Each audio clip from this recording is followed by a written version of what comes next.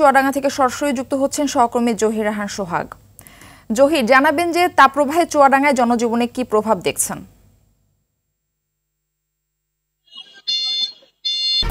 1, 2, 3 ঢাকায় জমি জিতে নিন 100% ক্যাশব্যাক সহ 20 কোটি টাকার পুরস্কার।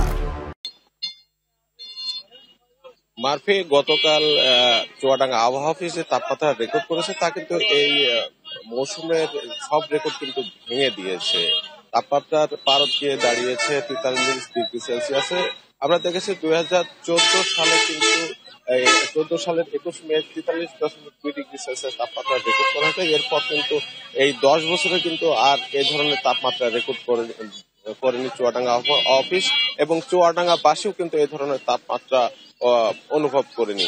তো এই গতকালকে যে তাপমাত্রা রেকর্ড করা হয়েছে তারপর থেকে কিন্তু আমরা দেখেছি যে সাধারণ মানুষের ভিতরে একটা আতঙ্ক তৈরি হয়েছে। তারা কিন্তু খুব প্রয়োজন ছাড়া কিন্তু ঘরের বাইরে বের হচ্ছে না, আর যারা বের হচ্ছেন তারা কিন্তু অবশ্যই ছাতা মাথায় দিয়ে কিন্তু বের হচ্ছেন।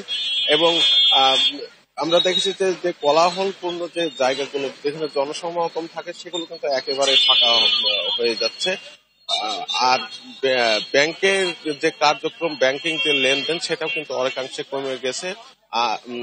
আর স্কুল কলেজগুলো তো বন্ধই আছে। গতকালকে ছিল প্রাথমিক বিদ্যালয়গুলো খোলা ছিল, আজকে কিন্তু সেগুলো কিন্তু এই জেলায় বন্ধ করে দেওয়া হয়েছে। শিক্ষা অফিস থেকে যে নির্দেশনা দেওয়া হয়েছে সে অনুযায়ী কিন্তু আমরা দেখেছি যে সকাল থেকে কোনো স্কুল কলেজ কোনো শিক্ষা প্রতিষ্ঠান কিন্তু খোলেনি। তো আমরা দেখেছি এই তীব্র তাপ প্রবাহের কারণে কিন্তু হাসপাতালগুলোতে রোগীর সংখ্যা বাড়ছে। বিশেষ করে চুয়াডাঙ্গা সদর হাসপাতাল এবং উপজেলা স্বাস্থ্য কমপ্লেক্স গুলোতে দেখেছি যে আমরা রোগীর সংখ্যা বেড়ে চলেছে। আর আরেকটা জিনিস আমি যে একটু পিছনে যদি দেখা যাচ্ছে, আমার পিছনে দেখবেন যে এটা চুয়াডাঙ্গার দামোদর এক বাস স্ট্যান্ডের একটা খুবই গুরুত্বপূর্ণ একটা জায়গা। এখানে কিন্তু লোক সমাগম থেকে থাকে, কিন্তু এই তীব্র তাপদাহের কারণে একেবারেই লোক সমাগম নেই বললেই চলে।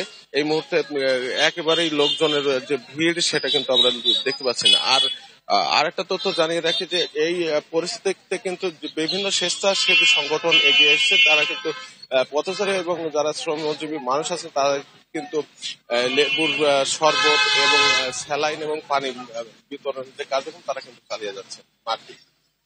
ধন্যবাদ আপনাকে।